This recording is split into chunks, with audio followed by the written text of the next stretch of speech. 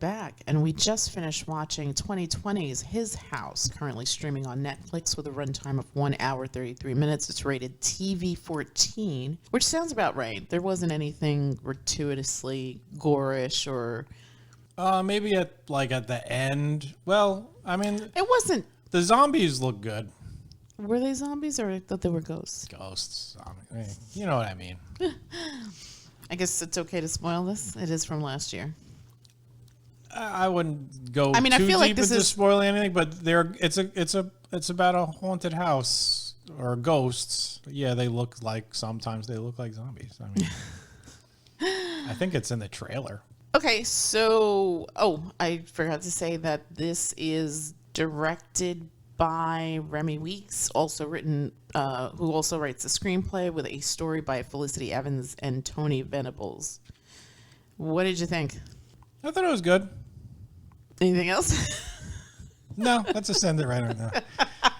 No, it was good. It had some genuinely scary moments. The story was interesting. It's not your typical, like, you're kind of like, I guess you're kind of led into believing that it's maybe a haunted house thing, but is it more of like is it almost more like a possession thing or I don't know. That's why I was like, after we were finished watching it, I was like, I don't know how to feel about this movie, because it curse, maybe it could be several things. So the story revolves around a couple who is trying to flee a war-torn country in Africa. I don't know if I don't think they ever state what the country is, but basically it's from what you learn from the wife. What's her name? Rial? I think so. Rial. Basically, there's two tribes. Each one is trying to slaughter the other one, and the result is an exodus of refugees. And Rial and her husband Paul and was it Ball? I thought it was Paul. Well, not Paul. It wasn't Paul. It was Ball or sounds Bal. Close to Paul. It sounds close to Paul. I'm just gonna call him Paul. Don't do that. That's not the character's name. I could have sworn she was saying Paul the entire time. No, it wasn't Paul. It was Ball. B-O-L. Ball. Okay. So anyway, they end up in London, England, where they are given a home. Well, first they're in a detention center. They're in the detention center, and then I guess the paperwork goes through. They're given a home that's out of the ordinary, because normally, from what the I guess supervisor or social worker, played by Matt Smith, Doctor Who, not my favorite Doctor. Yes, but he did grow on me. He was good. He was no David Tennant. Anyway, this isn't the Doctor Who podcast. He basically is like, this is strange. Normally, it's a place that's twice as small and there's twice as many of you. But you guys, you lucked out, and here's the place. And it's in a hole. It's a hole. It's in a pretty bad neighborhood. But I mean, for Ball, it's like paradise. It's like, oh my God, this is all ours. This is great. And he is like on the assimilation train. It's just. He's buying the polo shirt and chinos, literally. He's waving at the neighbors. He's hanging out at the pub singing Peter Crouch. Yes. songs during the soccer games. Mm-hmm. That was great. That was a funny Rial, her experience is a bit different. It's the first time she goes out. She encounters a bunch of guys, and they're just a-holes. They're just assholes. Yeah. Like racist assholes, which is funny because everybody in the situation is black. Yeah. And you can see, hey, racism knows no color, I guess. Yeah. Anyway, but underlying all of it is suddenly creepy stuff happens, and it all seems to revolve around a certain plot point that is, I guess, revealed over time. Mm-hmm. So I don't want to give that away, but basically it's like something from, I guess, their former lives haunting them, and it leads to this craziness that goes on. That goes on in the house, to the point where, like, you don't even know what's real. You don't know what's going imagined. on. What's a dream? What's real? The movie moves in and out of dream states like like Yeah. that. The guy will Yeah. be eating dinner, and all of a suddenly sudden- it's like he's in the middle of the ocean, and it's just crazy. Yeah. I would say the effects are actually pretty good for Effects are really a film good. that's not like a major blockbuster or anything. But Yeah. yeah, the ghosts looked creepy as Really hell. creepy as hell. Yeah. Yeah. There was a couple of jump scares. It's not too much gore. I mean, I agree with you. I guess at the end it's a little bit, but it's still not egregious. But the interesting thing about this film was, and I think I said this to you, I was like, is this really a horror movie? Because you could look at it as also kind of social commentary. The idea of these people who have been forced to flee their country, who then come to this other country and then try to assimilate. And it's interesting in the hearing at the beginning of the story, that guy basically says, you have to be good. You have to not miss a meeting. You have to assimilate. You have to blend in. Remember, he was saying he couldn't stress that enough. And if you fail to do any of these, I forgot what the third thing was, but if you fail to do any of these things, you'll automatically be sent back to where you came from. And the husband he desperately, we're good people, and Yes. he's like, it's not me to judge whether you're good or not. You just got to follow the rules. Right. And the other thing that I thought was interesting was that the thing that you just highlighted, but just the fact that when they do get to the house and Matt Smith's character meets them, the husband is very adamant about, this is our home, we're not going back. Whereas the wife still kind of holds roots to where she came from. And she's not very vocal about this, right? I mean, there comes a point where she basically tells him, I'm leaving.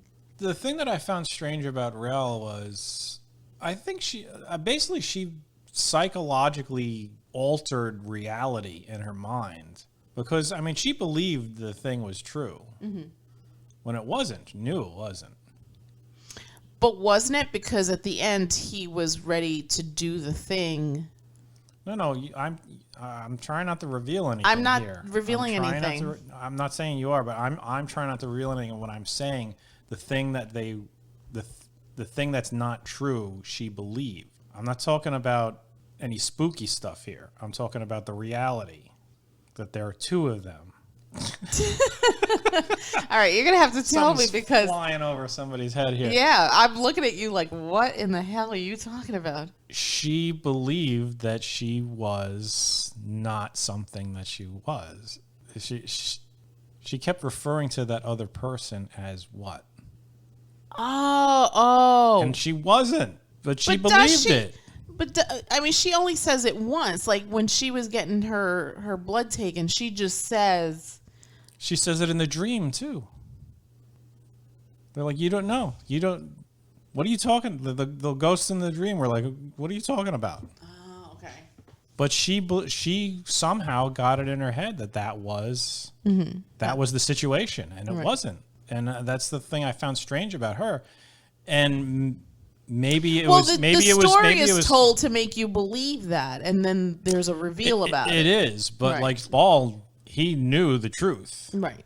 She didn't. She somehow got herself believing this, and she knew what the situation really was. They kind of did But something. maybe she needed- I mean, Ball did something bad there. He really Right. did something No. bad. I mean, Right. you heard that lady screaming. Yeah. And the thing did say that they had a debt to pay. Exactly, a debt to pay. Although why that guy was collecting the debt was kind of weird. That creepiness at the end. Yeah. Yeah, there was a little bit of body horror at the end, which was. Yeah. I mean, I wasn't too whatever by it. It wasn't that bad. I will say I did like the effects on that guy. Yeah, the effects were good. He was creepy as hell. And also the atmosphere of this movie throughout was really, really good. They did a lot with that dilapidated house of theirs. And not only that, but just like even the little things, like when she's trying to find, I guess, the clinic, and she goes into that maze, and then you see that kid, and then you see him again. Yeah. And it's like a completely different area. There and it's was like, some what? definite weirdness going on. And that's why I think Rial had some sort of disconnect with reality. Well, I don't know if it was Or maybe disconnect. she was just very influenced by the. Maybe was that part of the supernatural? I don't think it was a aspect of the disconnect movie? from reality. I think she was really hesitant to change. Like, he was ready. He was ready to like start this new chapter. It was almost like he erased the past, whereas she still was tethered to it. When they went outside, it was two different Londons. Yes. Yes. Yeah. It was absolutely two different Londons. Yeah. When he walked outside, it was like big, wide streets with like Sun and Yeah. people just. I mean, Saying there hello. was that creepy neighbor who Yes. just was like staring like the Yeah. entire time. She was Weird. Yeah. she I thought that she was. had a very strange face. Yeah. Well, just the whole, like, the first time he sees her in the window, and then the second time, and when she even talks to him, like, Yeah. yeah.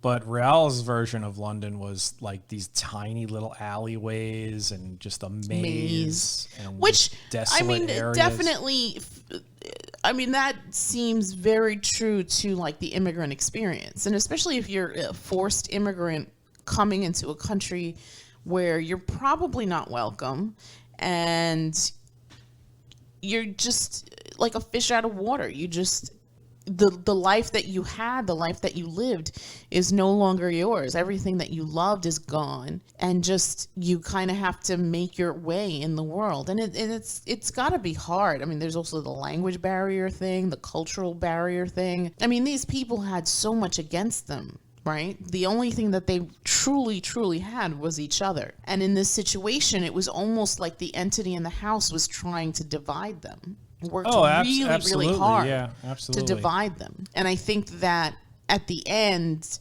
she comes to a realization, but it was interesting because I felt like ultimately, and this is what I was trying to say before, even though I lost my train of thought and we talked about other things, is that this, even though this is considered a horror movie, this sort of works on different levels, not just horror. Yeah, no, I agree. I agree. And I thought it was really interesting because it could have been a ghost story. It could have been, like you said, possession. It could have been a slasher film. It could have been a myriad of things, but it wasn't. And it was interesting, the whole through the vantage point of the immigrant experience, where, I mean, again, culturally, it's just so different. And as an adult, right? I mean, these are two adult people. You're leaving your life, your world, whatever family you have left, you're leaving that all behind. And almost starting with a clean slate in this country that may not be welcoming. I mean, it didn't feel welcoming, that hearing at the beginning. It was almost like we're just going to throw up all these roadblocks to purposely make sure that we set you up for failure and we kick you out of the country. Yeah. So, yeah, it was really interesting because, like I said, I think even though it's tagged as horror, and there are elements of horror in it. There's, like you said, what was it at the end? Body horror. Body horror. There was a couple of jump scares. There's a lot of atmosphere. There's a lot of like sense of dread. But it really, really worked. Fantastic work by the lead actors. Yeah, they were freaking phenomenal. Wow. They ate up every. And it's interesting because this is not a huge cast. I mean, there are a lot of characters in it. It's primarily those two. But it's just primarily those two in that house. I think the only one who has like several lines is Matt Smith. And that's not even a lot either. And he's got maybe in a film, maybe 5 minutes. Yeah, I was gonna say he's got maybe 5 to 7 minutes of screen time. Yeah.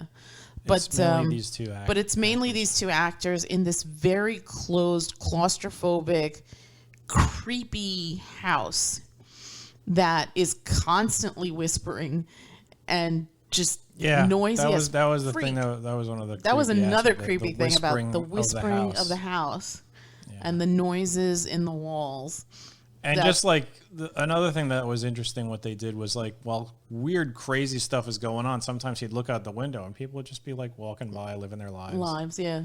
Yeah. Normal. And like the neighbors were just scum. These little Rial looks out the window. There's just some girl peeing in her yard. And it's like, I think someone lives here. That was terrible. Yeah. You know what? This is really funny. No wonder she wanted to go home. This is really funny, but immediately after that scene, she goes into the living room. I thought she was going to pee on the floor. You know what? She kneels down. I was like, maybe she was just like, hey, when in Rome. I really thought she was going to do the same thing. It was so funny. But luckily she didn't, thank you. And a whole different movie. Yes. But I think top to bottom, really good. Interesting, really interesting story. Good script. Lovely cinematography and set design and art direction. It definitely captured the bleakness and just the real, like, even the more fantastical scenes. The atmosphere throughout this movie is held, and it's consistent. It's just consistent. When he has that dream where he's suddenly out in the water, that was very well done. Like, he's just sitting at that table and he looks. And, like, in the distance, you just sort of see, like, a shade. Yeah. And I thought that was very well done. Yeah. And then he looks at his feet and he sees all that stuff. Yeah. I really enjoyed this, but it was funny because it was, like, in my mind, it didn't really feel like horror. I mean, it does, but it doesn't. Maybe if, because there's the whole refugee thing going on, and it's sort of like a culture shock type story situation. I mean, seriously, that's sort of like the B story that feeds the A story. Right. And normally when you have a horror film, they don't really, they stick to the A story. There's not really a B story going on. No. Yeah. But that was the B story is what makes up these characters' lives. Yeah. The horror is just sort of like the icing on the cake. Yeah. And it's interesting because then at the end, you mentioned how London was different for both characters. And then at the end, it seemed like they were both in sync, right? Everything came together. And it all came together. Rial realized that Rial realized the truth. Mm-hmm. Ball also realized the truth, realized that maybe there should be some sort of justice here. Mm-hmm. Even if it means the end of my life. So, yeah, I think they both came, they sort of both came to their senses. Mm-hmm. And it made them stronger. Yes, yeah. And that was nice because at the end, like, she kind of makes a decision that obviously will impact the trajectory of the story. And then at the end, you see them fully together, and then she takes up the mantle and she says, this is our home. Yeah. So that was interesting because it was always him saying that. Yeah. And she even threw that in his face, like, you've already forgotten the past, right? You've already given up. You're so, like, hell-bent on becoming one of these people. Mm-hmm. All right, so what would you give it? I think good script, phenomenal acting. I think the acting alone for me makes this go up 2 points. I'm going to give this like an 8. 8? Yeah. All right. I was going to give it like a 7.5, but then I was like, you know what? The acting alone in this was really just really good. I mean, even if you're not a fan of horror, I would just suggest watching it for the acting. I'll give it an 8 too. I think it deserves it. It does have very creepy moments. It does. It does have a really good story with good characters. As you stressed, the acting is great. Both leads do a fantastic job. Yeah. Good supporting cast, even though it's basically Matt Smith and the creepy neighbor lady. The creepy neighbor lady, yeah. But I enjoyed the way it moved in and out of reality and dreams. I enjoyed the whole weirdness, the way this sort of horror was inflicted upon this couple. I give it an 8. Yeah. I mean, it wasn't like Hereditary fantastic. No, it was. But, I mean, let's be honest. I don't. If something surpasses Hereditary in any recent time, I will be like, this must be like a golden age of horror, because Hereditary, it came out what, like a couple of years 2019? ago. No, it came out like 2020? I don't know. Hereditary was just mind-bogglingly good. It's so amazing. 2018. Oh, 2018? Jesus. To this day, freaks me out. Me too. Me too. So if something comes along that surpasses that. And that's one of those movies that, like, if I even catch a whiff of it on TV, I'm stopping whatever the hell I'm doing to watch it. Yeah.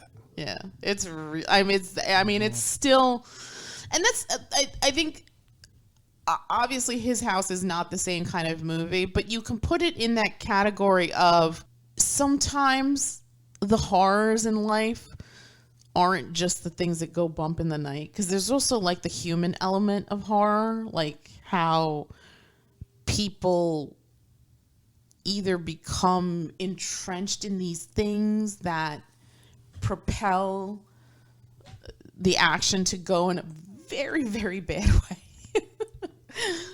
So like in Hereditary, Joni and her Scooby gang, and even what's her name's mom, just they're all in on this crazy little club that has severe impacts on everything else. And in this movie, just the whole idea of, well, there's different horror, right? There's the horror that's imagined.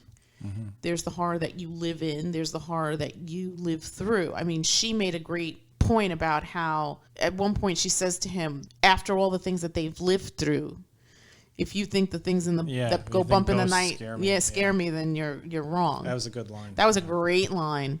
But that's such an interesting sentiment. And then later when you see what she's talking about. Yeah, when she comes out of that cabinet, that was like, I didn't think that was gonna, like, because the way, like I said, because it's that whole dream sort of thing, because when you come into that room you don't see anything, what's going on. You just see the guy walk into the room. But then it's just like the camera sort of like revolves around, and then you get a glimpse of what's really going on in that room. And that's the other thing, because it's like the other thing here is like not only dreams but like memory and lived experiences. I mean, like you said, he does a bad thing and things go horribly wrong, and there's that guilt that's lived with, right? That's slowly killing them, because it's the elephant in the room that nobody's addressing, I guess. Yes. Yeah. So now this thing takes a life of its own and becomes even bigger. Sort of also reminded me of the Babadook, right? You have this element, and that was also such a fantastic movie, because it was like, here's this thing, right, that happened, this horrible tragedy that impacted the lives of this mother and her child, to the point where in these moments of just complete frustration and just anger and bitterness, like these sentiments come out that basically engulf them and drown them in their anger and their hate. And then that anger and hate almost takes on this physical form that has to be kept. That's another great movie too, because it's like, even though it's like horror, but it's not like your typical horror, right? It's not the slasher, the Final Destination kind of craziness or Hostel. But like, I love these type of horror movies that are just like, you can really look at them in so many different viewpoints. It's a horror born of real life reality. And sometimes those are the ones that are really, those are the scarier ones, right? If you think about it. I mean, like, even something like Hereditary, like, I mean, it's not run-of-the-mill situations, but I mean, there are people out there that are Satanists. That's a different situation. Indulge in these crazy rituals and stuff, and who knows what kind of crazy energy they're bringing into a certain situation. And sometimes I feel like I'm a huge believer in energy and like things carrying darkness and stuff like that. So, I mean, when I watched Hereditary for the first time, like